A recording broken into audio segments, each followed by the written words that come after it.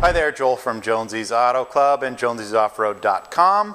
The Predator Land Cruiser behind me has continued to progress despite the fact that we haven't uploaded any real videos recently. So I thought I would give all of the fans out there what they want, and that is an update and some more details about how the build is going.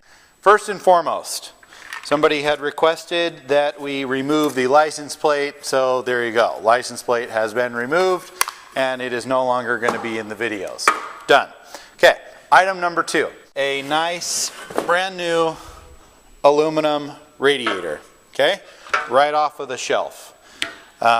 Something that you'll notice about it, it is a crossflow radiator instead of a top-down radiator. What we're going to do is we ordered a blank core, has 0 mounting tabs on it. We're going to fabricate and weld on some mounting tabs so that it'll mount in the regular Toyota location, and then furnish some electric fans to provide some cooling.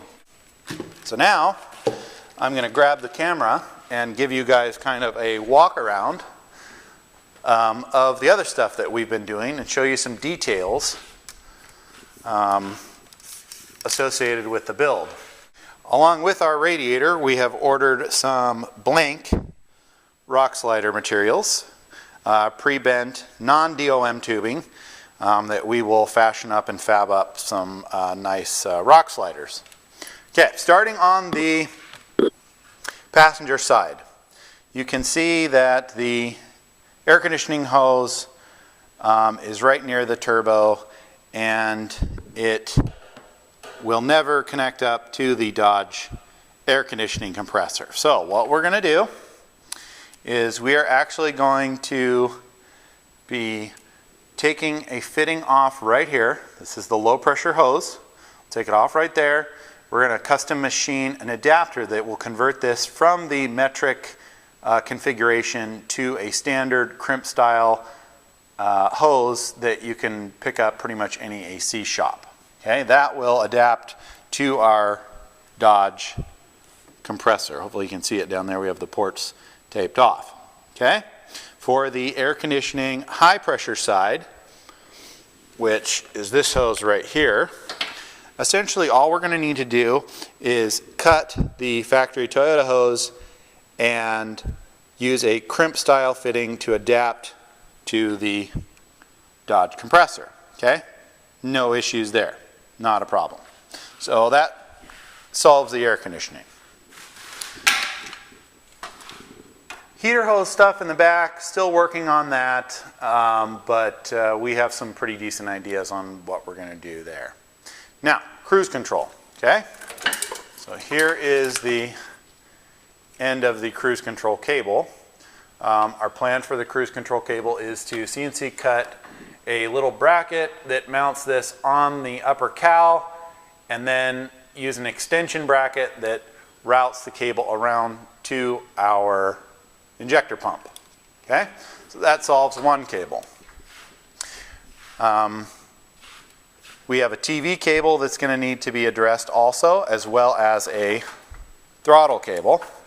And so this right here is the throttle cable for the Toyota.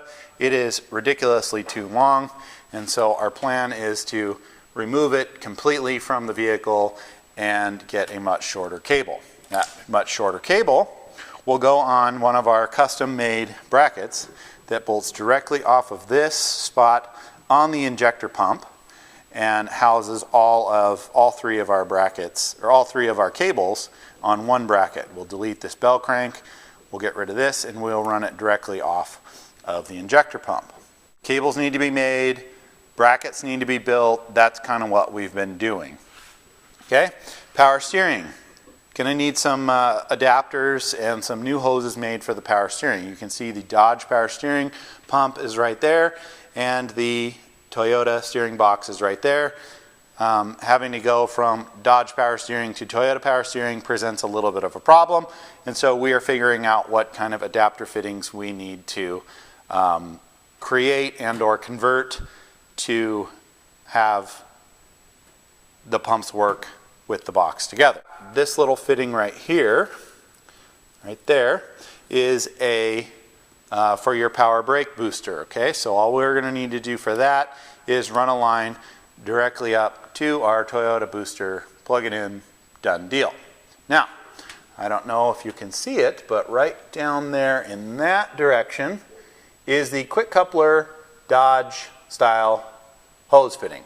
And what we're going to do for that is we are going to custom machine a banjo fitting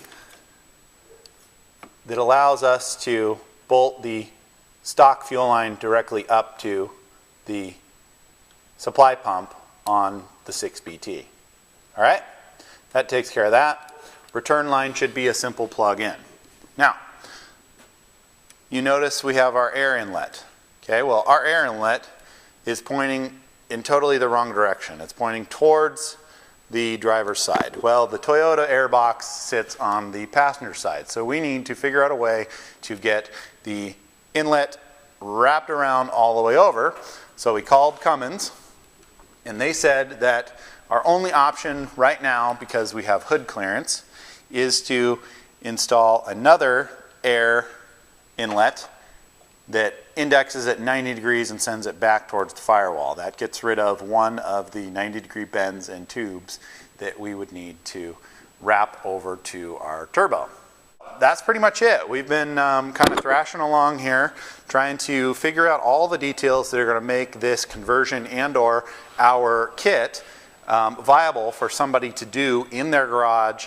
And so we would essentially supply all of these specialty machine design pieces to make this conversion a little bit less daunting for anybody that wants to do this.